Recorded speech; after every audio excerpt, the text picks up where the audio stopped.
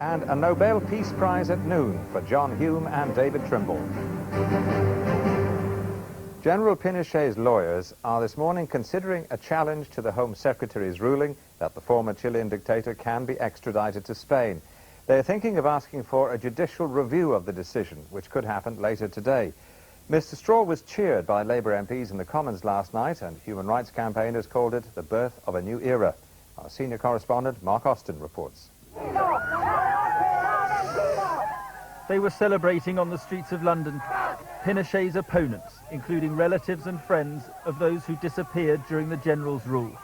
Now is the time to pay for your crimes, they chanted. I am very delighted that today justice has prevailed. But there are confrontations too. This is a decision that's causing division, a decision taken by the Home Secretary that means the former dictator could now face charges of murder and torture.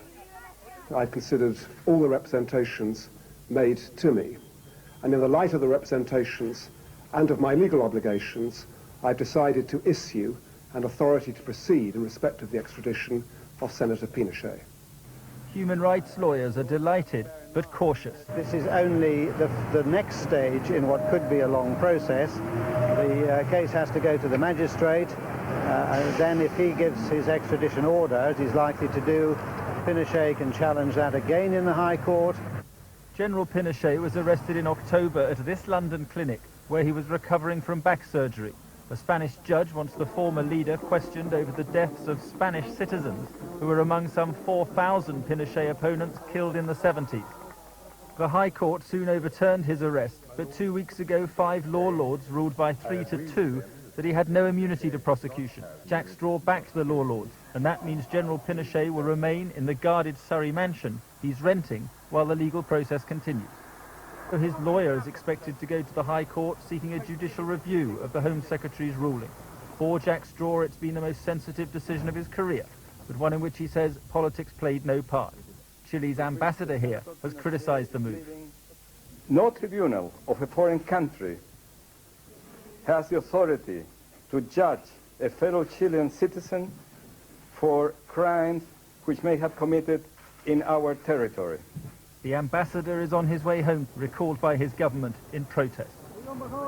Human rights activists will see this as a landmark victory with implications for dictators around the world. General Pinochet's extradition proceedings are due to begin amid high security at a magistrate's court in London on Friday. But further legal wrangling is certain to follow. General Pinochet may yet be in this country for months, even years to come. Mark Austin, ITN, at the Chilean embassy. The Chilean government has called Mr. Straw's decision an attack on Chile's sovereignty, and the 4 chiefs of the Chilean armed forces are to meet to discuss it. Last night, riot police with water cannon were used to disperse anti-British protests by General Pinochet's supporters in the Chilean capital, Santiago. Our diplomatic editor, Robert Moore, reports. In the Chilean capital, Santiago, relatives of those who died and vanished during Pinochet's rule put aside their suffering for a moment to celebrate Mr. Straw's decision. Many human rights activists inside Chile say that justice would never catch up with General Pinochet if he'd been allowed to return to the country over which he ruled for 17 years. But Pinochet's supporters appeared numb, shocked that the man they regard as a hero will now endure many more months of this extraordinary legal battle. Official Chilean reaction is also one of deep dismay. The government declared that Mr. Straw had infringed Chilean sovereignty. And in London, Lady Thatcher, a friend and ally of Mr. Pinochet, agreed, accusing Mr. Straw of making a grave mistake. It was a failure, she said, of political leadership, and she was supported in that view by William Hague. I think this has gone on for long enough now. I think it's been damaging our relations with Chile. I think it's damaging the future of democracy in Chile. And it is actually time to say that General Pinochet should go home and Chileans should be able to sort out their own problems. But instead of that happening, it seems the Spanish judge Baltasar Garzón may yet secure the extradition of Mr. Pinochet and put the former dictator in a Madrid court charged with human rights crimes. Lawyers say such an extradition from Britain could set a precedent. This is certainly a warning, a severe warning to all who come to these shores who are in danger of extradition proceedings to watch out. Britain's ambassador in Santiago, Glyn Evans, will be bracing herself for a sustained diplomatic headache. now that Britain has decided to let extradition proceedings continue. Britain's formal diplomatic relations with Chile are deteriorating fast. But the broader unanswered question is to what extent it may further exacerbate tensions within Chilean society and whether it might even imperil their transition to democracy. America's congressmen have moved a step nearer the impeachment of President Clinton over his affair with Monica Lewinsky. Republican members of the House Judiciary Committee have put forward 4 articles of impeachment to be voted on later this week. They accuse the president of perjury, obstructing justice, and abusing his powers. During the hearing, Mr. Clinton maintained his policy of business as usual. He switched on the lights on the national Christmas tree near the White House. Here, the Health Secretary, Frank Dobson, will today unveil the government's plans for a national campaign against the smoking habit. Alan Heyman looks at what the long-awaited white paper is likely to contain. Mr. Dobson's white paper is expected to take a twin-track approach with extra help for people who want to give up the tobacco habit and a crackdown on the advertising which encourages them to start. This could see nicotine patches available on the health service at much less than the current price of up to £15 a set. A planned ban on cigarette advertising on posters and hoardings is being brought forward by 12 months. That means the adverts will disappear next year instead of in 2001.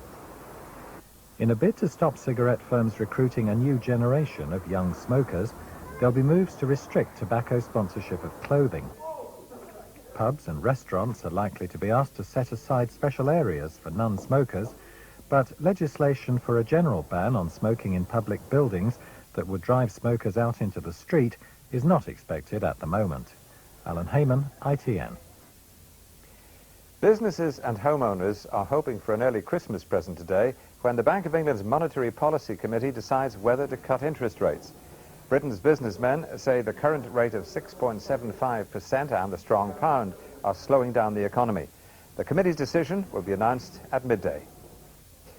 Police in France have arrested a suspect in the hunt for the killer of 13-year-old Caroline Dickinson. She was murdered in a youth hostel in Brittany in 1996.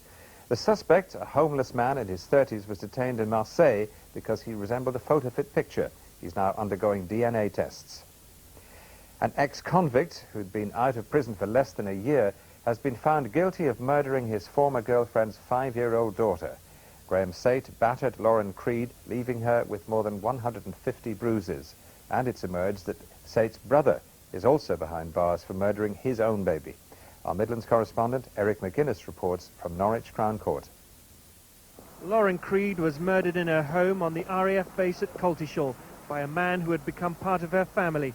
She called him Daddy. But Sate killed the girl in a fit of temper. She had 167 bruises and appalling internal injuries. Lauren's mother, Sharon, on the right, has admitted cruelty. Social services and the police knew months before the girl's death that she had been physically mistreated. A neighbour had tried to warn the authorities after seeing bruises on Lauren's body. It's not normal for a child to be covered in that many bruises. So I think something could have been done to save Lauren. Sate was jailed 5 years ago for attempting to murder this woman taxi driver. He was still on licence, having been released from prison when he murdered Lauren. I did say this when he did get sentenced for what he did to me. I did say that he will come out and he will do it again because he's so evil. Social services are refusing to comment on the case until after Sate and Creed are sentenced in 2 days' time. But Sate has been told that he faces life in prison for murder. Now I look at the morning papers where 2 stories lead the front pages. In the tabloids, the brutal murder of that little girl. In the broadsheets, the possible trial of a former dictator. The Times, Pinochet in the dock tomorrow. In the Chilean capital, Santiago, supporters of the campaign Families of the Detained and Disappeared celebrate the extradition ruling. An inside page comment criticizes knee-jerk reaction and says Mr. Straw has simply decided to let the law run its course. The Telegraph, Straw refuses to free Pinochet. Another picture of relatives of the disappeared. But the paper's editorial is headed Politics, Not Justice, and says the whole thing is a ghastly mess. Diplomatic uproar after Straw allows extradition of Pinochet. The Independent's editorial view is that it's a timely decision in favor of justice and human rights. The Guardian, you can hide, General, but you can't run. Baroness Thatcher is quoted, "This was a political decision and it represents a failure of political leadership." But the Guardian editorial calls it justice for Pinochet. Betrayed is the Mail's headline for 5-year-old Lauren Creed, who, as you've just heard, was battered to death by her stepfather. Her account of earlier beatings recorded on tape by a neighbour was ignored. As the Express puts it, Lauren tried desperately to tell us of her agony. We must all now listen to children so that her death is not in vain. Why did she have to die, asks the Sun. Lauren, 5, beaten to death as everyone sat around talking. And in the Mirror, my sons, the child killers. The devastated mother of Graham Sate, convicted yesterday, talks about him and his elder half-brother, Stephen Perrin, who's serving a life sentence for murdering his baby son. It's now 18 minutes to 6. You're watching the morning news from ITN. Coming up, the Dean wins and the organist is sacked. How a court settled the Battle of Westminster Abbey. Join us again after the break.